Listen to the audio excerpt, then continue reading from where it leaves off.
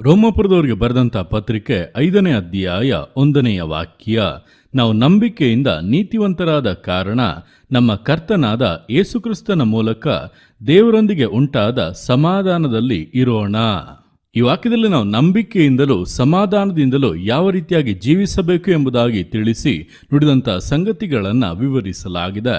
ನೋಡುವಂಥ ಸಮಯದಲ್ಲಿ ನಾವು ಪ್ರತಿಯೊಬ್ಬೊಬ್ಬರೂ ಕೂಡ ಯೇಸುಕ್ರಿಸ್ತನ ಮೇಲಿಟ್ಟಂಥ ನಂಬಿಕೆಯ ಮೂಲಕವೇ ನೀತಿವಂತರಾಗಿರುವಂಥದ್ದು.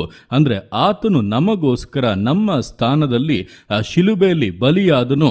ಆದ್ದರಿಂದ ಆತನ ರಕ್ತದ ಮೂಲಕವಾಗಿ ನಾವು ಪರಿಶುದ್ಧರಾಗಿದ್ದೇವೆ. ಆತನ ಮೂಲಕವಾಗಿ ನೀತಿವಂತರು ಎಂಬಂಥ ನಿರ್ಣಯವನ್ನು ಹೊಂದಿದ್ದೇವೆ.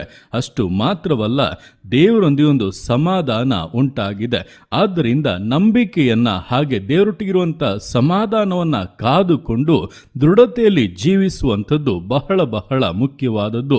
ನಾವು ನಂಬಿಕೆಯಿಂದ ನೀತಿವಂತರಾಗಿರುವಂಥ ನಿಮಿತ್ತವಾಗಿ ಯಾವಾಗ ನಂಬಿಕೆಯನ್ನು ಕಳೆದುಕೊಳ್ಳುತ್ತೇವೋ ಆಗ ನೀತಿವಂತಿಕೆಯನ್ನು ಕೂಡ ಕಳೆದುಕೊಳ್ಳುತ್ತೇವೆ ಎಂಬಂಥ ಎಚ್ಚರಿಕೆಯು ನಮ್ಮಲ್ಲಿ ಇರುವಂಥದ್ದು ಬಹಳ ಮುಖ್ಯ.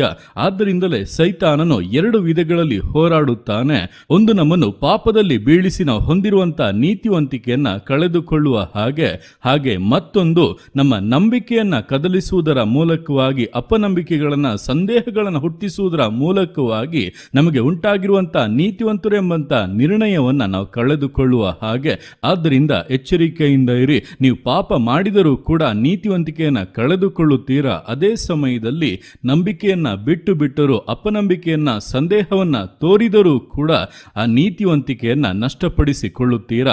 ಆದ್ದರಿಂದಲೇ ಸೈತಾನನು 2 ವಿಷಯದಲ್ಲಿ ಬಹಳವಾಗಿ ಹೋರಾಡುತ್ತಾನೆ.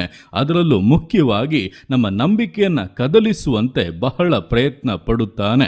ಆದರೆ ನಾವಾದರೂ ಕ್ರಿಸ್ತನಲ್ಲಿ ದೃಢವಾಗಿದ್ದು ನಮ್ಮಲ್ಲಿ ನಂಬಿಕೆಯನ್ನು ಹುಟ್ಟಿಸುವವನು ಪೂರೈಸುವವನು ಆಗಿರುವಂತ ಯೇಸುಕ್ರಿಸ್ತನ ಮೇಲೆ ದೃಷ್ಟಿಯನ್ನ ಇಟ್ಟು ಸ್ಥಿರಚಿತ್ತದಿಂದ ನಮಗೆ ನೇಮಕವಾಗಿರುವಂಥ ಓಟದಲ್ಲಿ ಮುನ್ನಡೆಯುವುದಾದರೆ ನಮ್ಮಲ್ಲಿರುವಂಥ ನಂಬಿಕೆಯು ಲೋಕವನ್ನು ಜಯಿಸುತ್ತದೆ ಎಂಬುದಾಗಿ ವಾಕ್ಯದಲ್ಲಿರುವ ಪ್ರಕಾರವಾಗಿ, ಹಾಗೆ ನಂಬುವವನಿಗೆ ಎಲ್ಲವೂ ಸಾಧ್ಯ ಎಂಬುದಾಗಿ ಯೇಸುಕ್ರಿಸ್ತನು ಹೇಳಿದ ರೀತಿಯಲ್ಲಿ ನಾವು ಎಲ್ಲವನ್ನ ಜಯಿಸಿ ಎಲ್ಲದರ ಮೇಲೆ ಜಯವನ್ನ ಹೊಂದಿ ಎಲ್ಲದನ್ನ ಸಾಧಿಸುವವರಾಗಿ ಕರ್ತನ ನಾಮದ ಮಹಿಮೆಗೋಸ್ಕರ ಆತನ ವಾಗ್ದಾನಗಳಲ್ಲಿ ಸಂತೋಷಿಸುವಂತ ಜೀವಿತವನ್ನ ಮುನ್ನಡೆಸಬಹುದಾಗಿದೆ.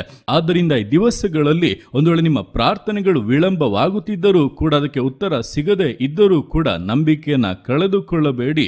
ನಿಶ್ಚಯವಂತ ಮೇಲುಗಳನ್ನ ದೇವರ ಮಹಿಮೆಯನ್ನ ಕಾಣುತ್ತೀರಾ. ಆ ರೀತಿಯಾಗಿ ದೇವರ ಕರೆಗಳಲ್ಲಿ ಸಮರ್ಪಿಸಿ ಸಮಾಧಾನದಿಂದ ನಂಬಿಕೆಯಿಂದ ದೃಢತೆಯಿಂದ ನಂಬಿಗಸ್ತ ವಿಶ್ವಾಸ ಜೀವಿತಗಳನ್ನು ಮುನ್ನಡೆಸೋಣ.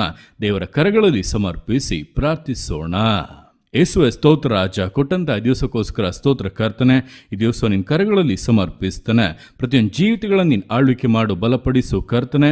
ಹೌದಪ್ಪ, ನಿನ್ನ ವಾಕ್ಯದ ಮೂಲಕ ನೀನು ಸ್ಪಷ್ಟವಾಗಿ ತಿಳಿಸಿರುವಂತೆ ನಾವಪ್ಪ ನಂಬಿಕೆಯಿಂದಲೇ ನೀತಿವಂತರಾಗಿದ್ದೇವೆ, ದೇವರೊಟ್ಟಿಗಿರುವಂಥ ಸಮಾಧಾನಕ್ಕೆ ಬಂದಿದ್ದೇವೆ. ಅದರಲ್ಲಿ ಅಪ್ಪ ದೃಢವಾಗಿರುವುದಕ್ಕೆ ಪ್ರತಿಯೊಬ್ಬೊಬ್ಬರಿಗೂ ಸಹಾಯ ಮಾಡು. ಸೈತಾನಪ್ಪ ನಮ್ಮನ್ನು ಪಾಪದಲ್ಲಿ ಪ್ರೇರೇಪಿಸುವಂತೆ ಕಾರ್ಯಗಳನ್ನು ಮಾಡಿದರೂ ಕೂಡ, ನಮ್ಮ ನಂಬಿಕೆಯನ್ನು ಕದಲಿಸುವಂಥ ಕ್ರಿಯೆಗಳನ್ನು ಎಬ್ಬಿಸಿದರೂ ಕೂಡ ಅವುಗಳಲ್ಲಿ ಎಚ್ಚರಿಕೆಯಿಂದ ಇದ್ದು ದೃಢತೆಯಿಂದ ಅವುಗಳನ್ನು ಜಯಿಸುವುದಕ್ಕೂ ಮುಂದೆ ನಡೆಯುವುದಕ್ಕೂ ಪ್ರತಿಯೊಬ್ಬರಿಗೂ ಸಹಾಯ ಮಾಡು. ನಿನ್ನ ಬಲವನ್ನ ಪರಿಶುದ್ಧಾತ್ಮನ ಶಕ್ತಿಯನ್ನ ಜೀವಿತಗಳಿಗೆ ಅನುಗ್ರಹಿಸು, ವಿಶೇಷವಾಗಿ ಆಶೀರ್ವದಿಸು ಕರ್ತನೆ.